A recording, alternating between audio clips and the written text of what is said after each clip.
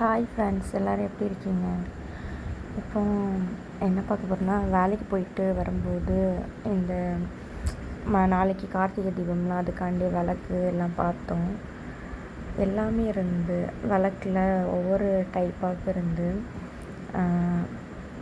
சின்னதுலேருந்து பெருசுலேருந்து எல்லாம் இருந்து, அப்புறம் வந்து அந்த சாமி சிலைகள் இருந்து, குட்டி குட்டி சிலைகள் அதுக்கப்புறம் வீட்டுக்கு தேவையான பொருள் எல்லாமே இருந்து எல்லாம் பார்த்துட்டு மெதுவாக விளக்கெல்லாம் ஒவ்வொன்றாட்டு மெதுவாக வாங்கிட்டு, அப்புறம் கொஞ்ச நேரம் அப்படியே எல்லாம் பார்த்துட்டு, நான் வாங்கினது விளக்கு வாங்கியிருந்தேன்.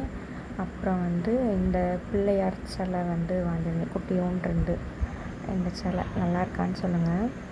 இந்த குட்டி பிள்ளையாரப்பாவும் வாங்கியிருந்து, அதுக்கப்புறம் வீட்டுக்கு கோலப்பொடி வாங்கியிருந்து,